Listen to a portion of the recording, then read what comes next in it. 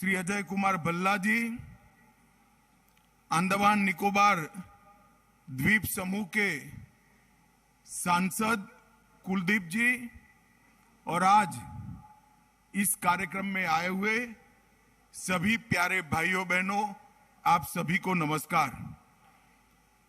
मित्रों, आज का दिन गृह मंत्रालय के आइकॉनिक वीक के समाप्ति का दिन तो है ही,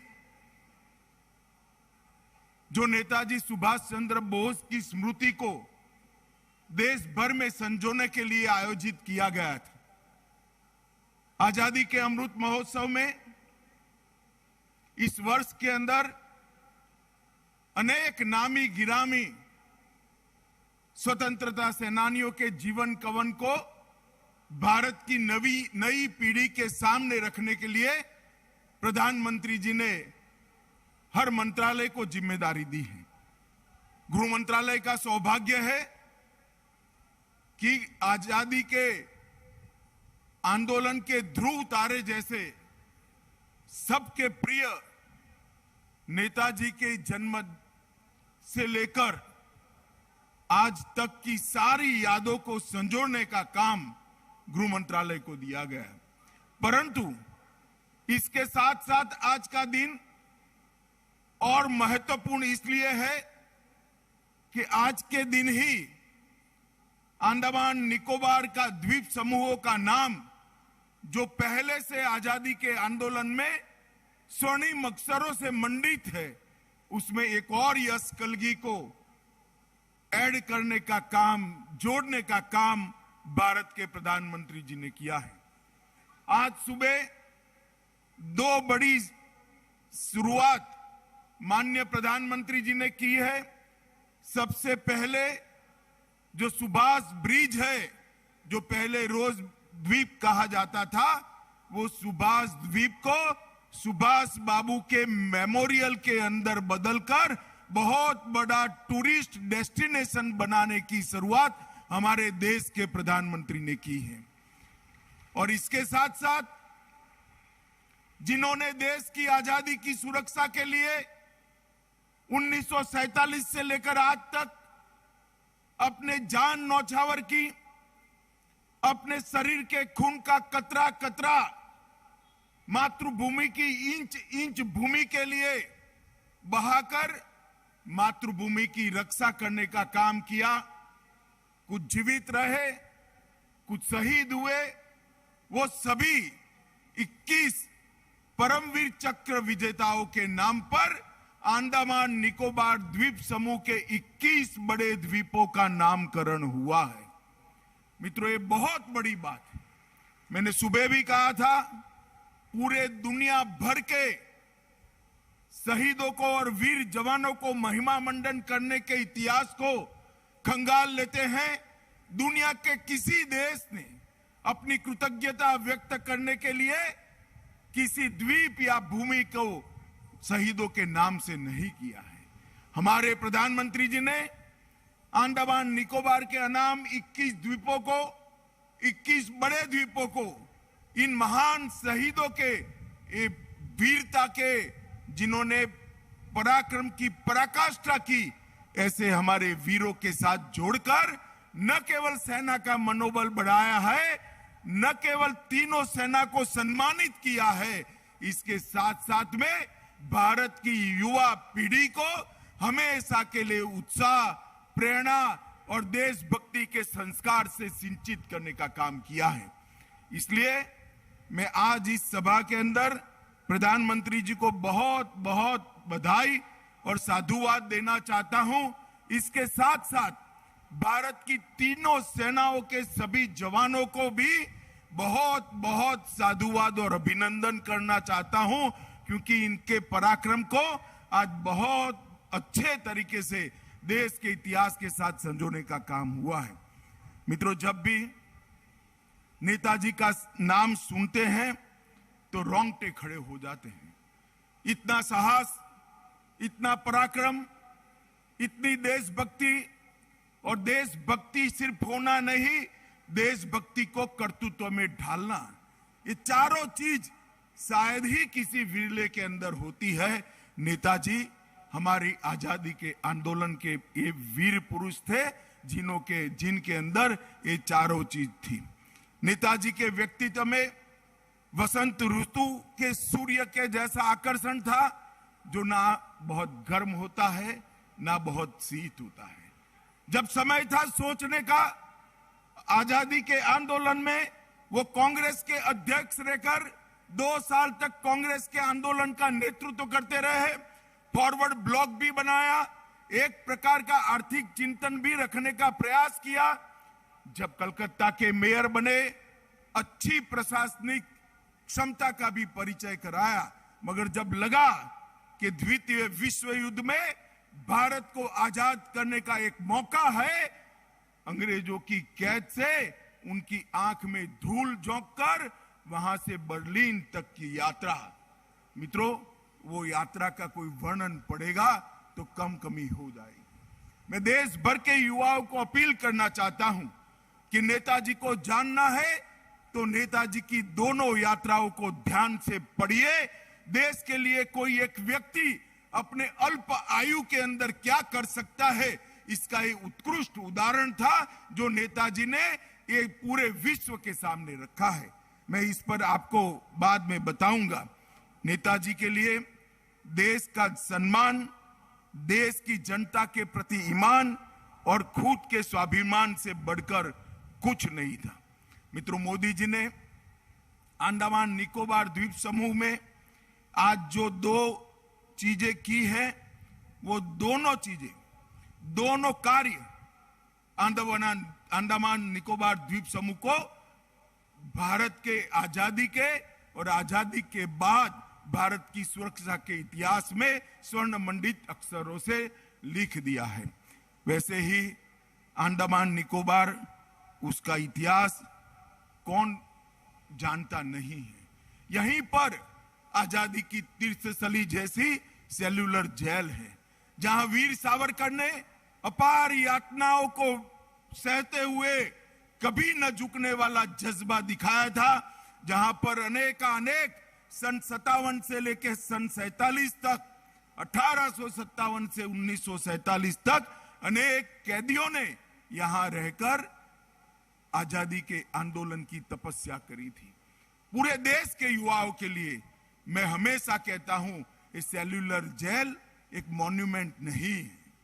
देश के युवाओं के लिए आजादी के आंदोलन का एक तीर्थ स्थान है, और वही जगह पर जब तब लोग आज अंग्रेजों के परेशानियों से, उनके जुर्मों से तप्त आजादी के लड़ाकों को यही भूमि ने मां की तरह सांत्वना देने का काम किया था।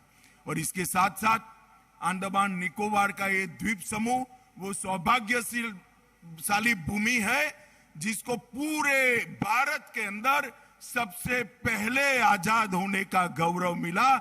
30 दिसंबर 1945 को हमारा अंडमान आजाद हो गया।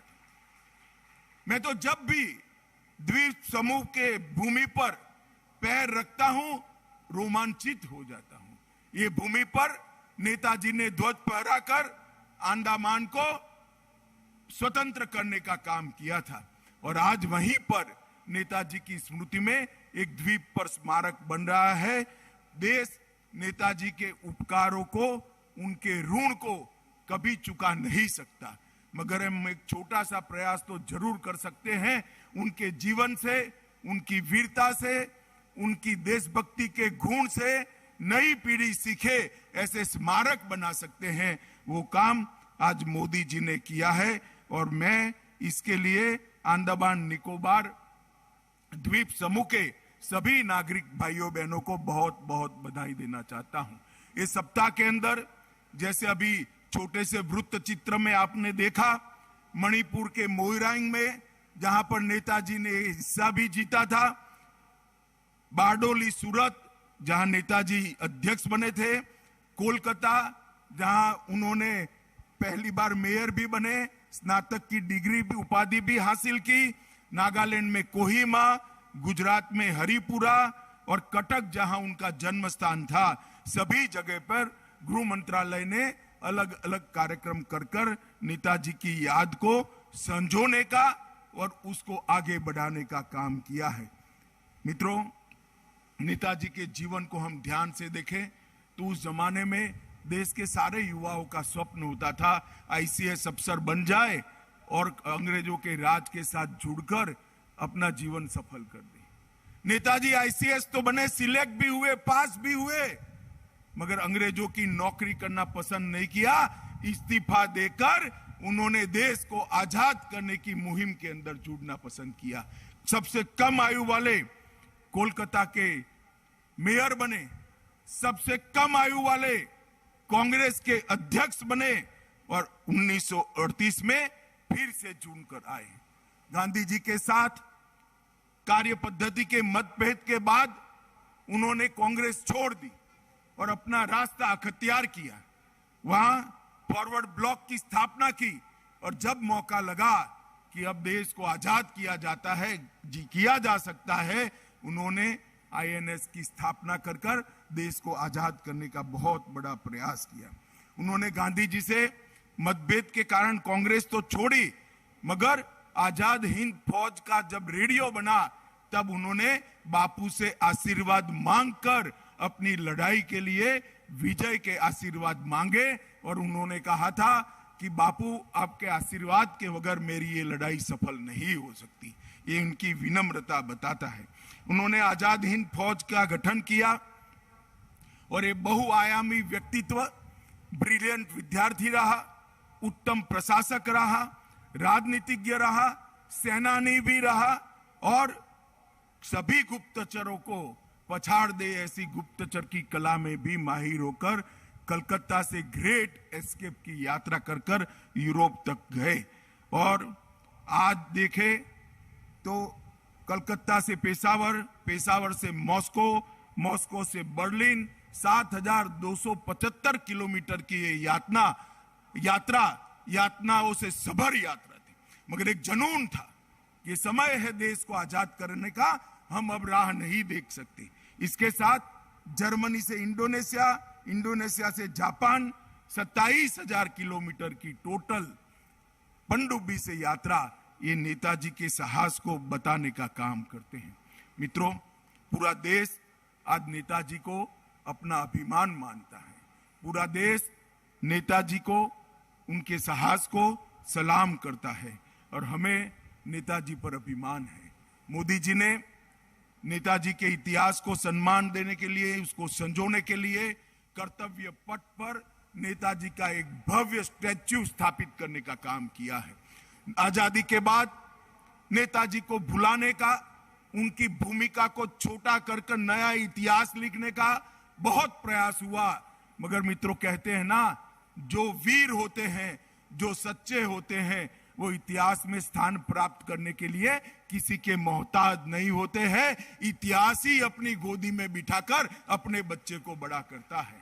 और उसी तरह आज नेताजी कोटि कोटि सूर्य की भांति चमककर आज आजादी के आंदोलन के ध्रुव तारे बने हुए हैं और हम सबका दायित्व है कि नेताजी के आजादी के आंदोलन में उनकी जो भूमिका थी, आजाद हिंद फौज बनाने के पहले और आजाद हिंद फौज की पूरी लड़ाई की, ये दोनों भूमिकाओं को उजागर करने का और आने वाली पीढ़ियों को प्रेरणा देने का। आज नेताजी का 126वां जन्मदिन है। प्रधानमंत्री मोदी जी ने नेताजी के जन्मदिन को पराक्रम दिन नाम दिया और आज पूरा देश अब सालों सालों तक 23 जनवरी को पराक्रम दिन मनाता रहेगा और जब तक पराक्रम दिन मनेगा, ये नेताजी का ग्रेट एस्केप वाली यात्रा पूरी दुनिया के जहन में आएगी। और आज अंडमान निकोबार के द्वीप समूहों में मैं आया हूं, तब मैं इतना कहना चाहता हूं कि इस आंदोलन के बहुत महत्वपूर्ण हिस्से रहे अंडमान निकोबार द्वीप को आज यहाँ पर उनका स्मारक बनेगा सुभाष द्वीप पर। वो स्मारक आने वाले अनेक सालों तक नेताजी को आगे, उनकी स्मृतियों को आगे बढ़ाने का काम करेगा। मित्रों, द्वीप समूह के विकास के लिए मोदी सरकार ने ढेर सारी योजनाएं लाई हैं। पीने का पानी 266 गांवों में, हर गांव में 100% पहुंचाने का काम हो गया है। अंडमान निकोबार द्वीप समूह में सबमरीन ऑप्टिकल फाइबर के माध्यम से कनेक्टिविटी को लाकर मोदी जी ने द्वीप समूह की सारी विकास की संभावनाओं को खोलने का काम किया है। और चेन्नई अंडमान एंड निकोबार आइलैंड परियोजना के 3 खंड सक्रिय हो गए हैं और बाकी के 5 खंड भी सक्रिय होने की शुरुआत हुई है।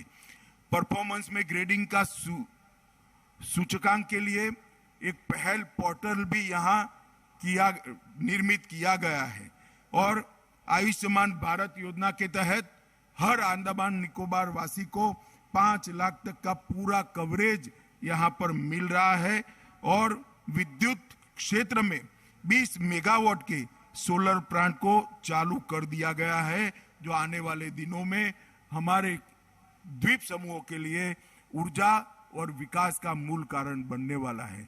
लगभग 203 करोड़ की लागत से सड़क और पुल भी बनाया है और वीर सावरकर अंतर्राष्ट्रीय हवाई अड्डे पर नया टर्मिनल भी निर्माणाधीन है। मित्रों, अंत में मैं इतना ही कहना चाहता हूं, विकास का काम मोदी जी बहुत अच्छे तरीके से कर रहे हैं, करेंगे। मैं द्वीप वासियों को आश्वस्त करना चाहता हूं कि द्वीप अब आत्मनिर्भर बने, इस प्रकार से द्वीपों का विकास करने के लिए नरेंद्र मोदी सरकार कटिबद्ध है। परंतु मित्रों, आज मोदी जी ने जो 2 काम किए हैं, हमारे 21 पराक्रमी योद्धाओं को, परमवीर चक्र को प्राप्त करने वाले योद्धाओं को अनाम द्वीपों के साथ जोड़ने का काम और नेताजी की स्मृति में सुभाष ब्रिज को स्मारक बनाने का काम, मैं मानता हूं अंडमान का नाम, अंडमान निकोबार द्वीप समूह का नाम, ये दोनों कामों के कारण अनेक सदियों तक देश के इतिहास के साथ सुवर्णमयी अक्षरों से जुड़ जाएगा। आप सभी को मैं पराक्रम दिवस की बहुत बहुत शुभकामनाएं देता हूं। देश के सभी नागरिकों को भी पराक्रम दिवस की बहुत बहुत शुभकामनाएं देता हूं और हम ईश्वर से यही प्रार्थना करें सब मिलकर कि हमारी युवा पीढ़ी नेताजी के संस्कारों से